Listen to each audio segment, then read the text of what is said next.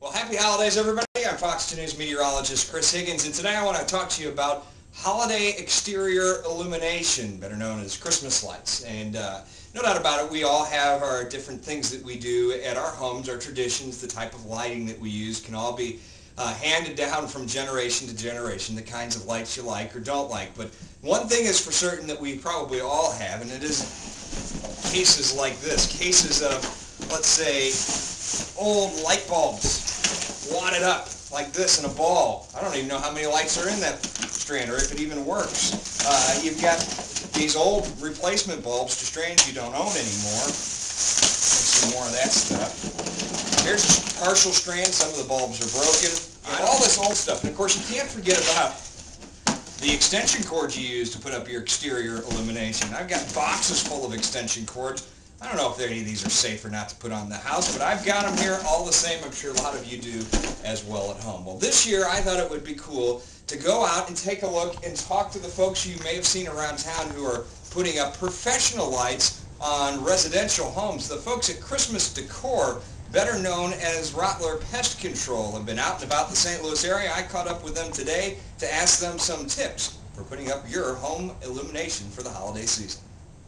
What are some of the horror stories of things that you've seen people do in their own lighting that just kind of gives you the heebie-jeebies?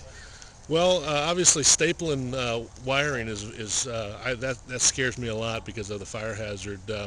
We've had customers that have told us that their husbands fell off the roof, so that makes me nervous.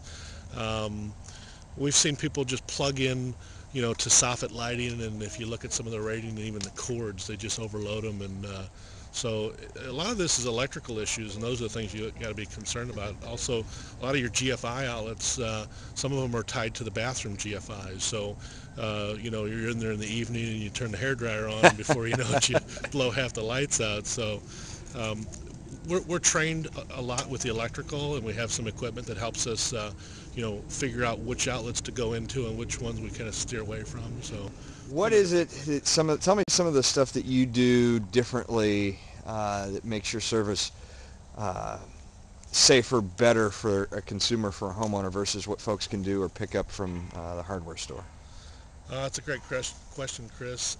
Some of the things that we do with our professional installation is we don't use nails or screws nor staples, and those things can be hazardous when it comes to Christmas lights. The wiring, if a staple catches an edge and strips the wire, it could cause it to ground out or short or possibly be a fire or electrical hazard. So we look at safety real close, and that's number one when installing lights on our customers' homes, and we want to do a nice, neat job and not cause them more problems. And sometimes you go putting a screw into the soffit, and you don't know if you're putting into a wire that's behind the board or up in the attic, or possibly a hole in the roof or the gutter. So we use a lot of fasteners and clips that slide up underneath the roofing shingles or clip onto the gutters, and a little bit safer putting them up and making sure that the lights stay where they're at and they're not hazardous. Now, is that the same kind of clip that you can pick up at like the hardware store? Those are roughly the same kind? Because I've seen a couple different ones up there. Yeah, some of the stuff at the hardware store,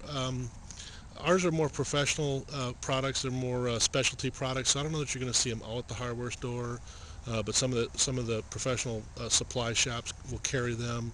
Most of the stuff we basically get online through our franchise through Christmas Decor. Most folks probably get their lights for the holidays from the hardware store, a chain store, something like that. And I know probably a dozen of people, everybody I talk to, who has a problem with those lights almost immediately, whether half the strand goes out, a couple of bulbs don't work. There's always a problem, it seems like, with those, or they only last for a year.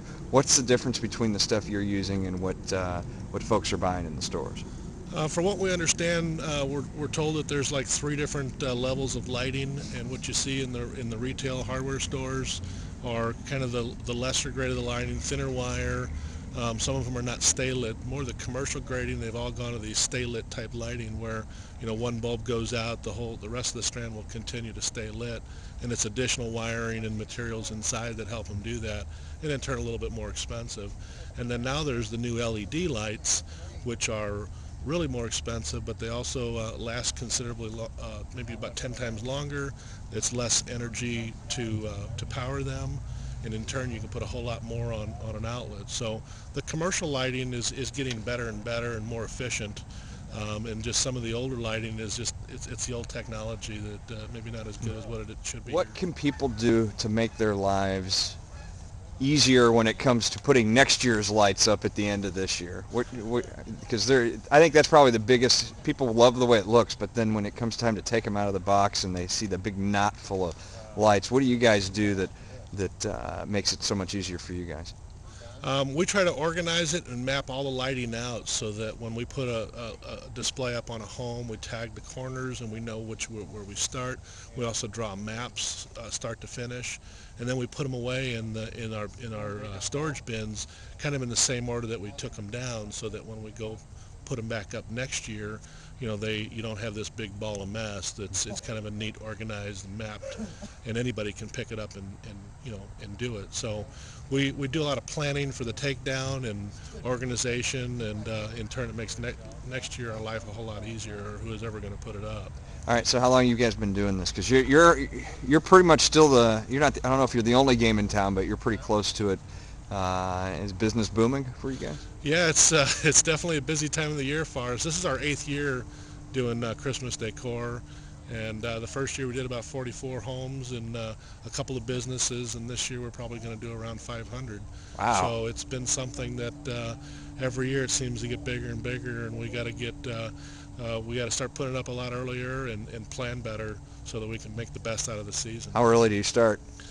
This year we started actually the planning back in June and July. Wow. We started the installations on October 1, and people kind of thought we were nuts for putting up Christmas lights in October. But if you remember last year, past Thanksgiving and even in January, those 2 ice storms, and they really they hurt us bad. And the season's really only about 50 days for us, and you got to make the best out of it during the season. So an early start definitely helps